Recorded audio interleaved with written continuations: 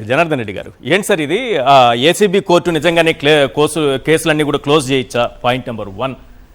ఒకవేళ హైకోర్టు స్థాయిలోనే ఈ కేసులన్నీ క్లోజ్ అవ్వాలి అంటే రేపు హైకోర్టుకి వెళితే లేదు విచారణ జరపండి అని హైకోర్టు అంటే బెయిల్ కూడా క్యాన్సిల్ అయ్యే ప్రమాదం ఉంటుందా? ఈ ముఖ్యంగా అండి ఈ ఆనరబుల్ సీఎం గారు ఇప్పుడు చేస్తున్నటువంటి పని నేను సూసైడల్ అంటానండి లీగల్గా. ఎందుకంటే ఆత్మహత్య సదృశ్యం. ఎందుకంటే ఒక స్కిల్ స్కామే తీసుకుందామండి. దీంట్లో పై కింద అధికారులంతా కూడా అబ్జెక్షన్ చేశారండి. ఎందుకంటే ఈ సీమన్ కంపెనీ ఏదైతే చెప్తున్నారో వాళ్ళ దగ్గర నుంచి 90% ఫండ్స్ రాలేదండి. ఈ 10% రానేలేదు. 3,300 కోట్లలో రాలేదు. మనం ఎలా ముందు మన అడ్వాన్స్ వాళ్ళు అడ్వాన్స్ ఇస్తే కదా మనం మ్యాచింగ్ గ్రాంట్ ఇవ్వాలి 10%. అంటే 330 కోట్లు. అలాంటి అధికారులు దాన్ని వారించిన 17 సార్లు డిజిటల్ సంతకం చేసి ప్రస్తుత ముఖ్యమంత్రి గారు దాంట్లో ఇరుక్కున్నారండి. సో ఇప్పుడు ఏంటంటే ఎంత మీరు దాన్ని దాచిపెట్టాలన్నా ఈ డాక్యుమెంటరీ ఎవిడెన్స్ కానీ ఈ ఫైల్స్ కానీ మొత్తం కోర్టులో ఆల్రెడీ ఫైల్ అయి ఉన్నాయి.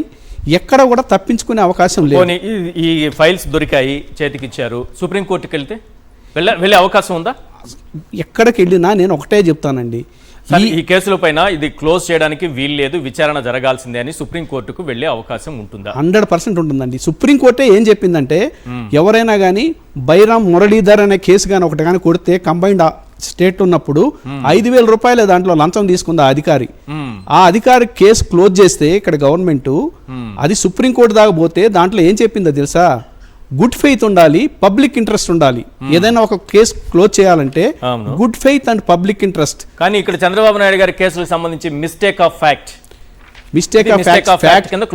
అన్ని కరెక్ట్ గా ఉన్నాయండి. దాంట్లో ఛార్జ్ షీట్ వేసిన తర్వాత అది రిజెక్ట్ అయింది ఛార్జ్ షీట్ అబ్జెక్షన్స్ వల్ల. మళ్ళీ తర్వాత ఛార్జ్ షీట్ పడలేదు. కాబట్టి ఛార్జ్ షీట్ 100% ప్రతి ఆధారము, ప్రతి టెక్నికల్ అండ్ ప్రతి ఎవిడెన్స్, సర్కమ్స్టెన్స్ ఎవిడెన్స్ అంటారు చూడండి, ఆ కేసులోంచి ఈ టీడీపీ పార్టీ అకౌంట్లో కూడా డబ్బులు 77 కోట్లు పోయినాయండి. దానికి బ్యాంక్ మేనేజర్లు ఇంతవరకు సమాధానం ఇవ్వలేదు. ఎన్నోసార్లు లెటర్ రాశారు, అయ్యా ఇదిగో 77 కోట్లు పే స్లిప్ ద్వారా వచ్చినాయి, వాటి ఎవరు సంతకం పెట్టారు, వాళ్ళ ఫోన్ నెంబర్ ఏంది, ఎవరు దాంట్లో వేశారంటే సమాధానం లేదు. కానీ మనకి 2 లక్షల రూపాయలు దాటిన చెక్ ఇవ్వాలి కదా, 2 lakhs పైన అయితే చెక్ ఇవ్వాలి. ఏ ట్రాన్సాక్షన్ అయినా ద్వారా ఎంత జరిగింది ట్రాన్సాక్షన్? 77 కోట్లు. 77 కోట్లు ఎట్లా అవుతుంది సార్? 77 crores టోటల్ గా వాళ్ళ బ్యాంక్ ఆఫ్ బరోడా ఏదైతే ఈ ఇక్కడ ఉందో జూబిలీస్ లో ఉందో బ్యాంక్ ఆఫ్ బరోడా వాళ్ళ ఎన్టీఆర్ ట్రస్ట్ భవన్ లో ఉన్నది. ఆ బ్రాంచ్ కి యూనియన్ బ్యాంక్ ఆఫ్ ఇండియా ఇంకో బ్రాంచ్ కి 77 కోట్లు ట్రాన్స్ఫర్ చేశారు. దాని మీద ఉన్నటువంటి పే స్లిప్లు కానీ వెరిఫై చేస్తే ఎక్కడా కూడా ఒక ఇనిషియల్ తప్పితే వాళ్ళ ఫోన్ నంబర్ కానీ ఎవరు వేశారని కానీ ఏమీ లేదు. బ్యాంక్ అధికారులు అది ఎలా తీసుకున్నారో మరి అది ఆర్బీఐ అడగాలి, ఇంకా బ్యాంకు ఇంకా సిబిఐ రంగం. ఇంకో కేసు ఏంటంటే ఈ ఎన్ఫోర్స్మెంట్ డైరెక్టరేట్ అయితే ఏదైతే ఉందో దాంట్లో అరెస్టులు కూడా జరిగాయి. వైజాగ్లో కేసు, వైజాగ్లో ఎఫ్ఐఆర్ ఇంకా ఉంది. అప్పటికి ఆ సిబిఎన్ గారు రాలేదు. తర్వాత దర్యాప్తు ఒక అజ్ఞాత వ్యక్తి రాసినటువంటి ఒక లేఖ ద్వారా గత ప్రభుత్వంలో తీస్తే అప్పుడు దొరికింది ఈ తీగ.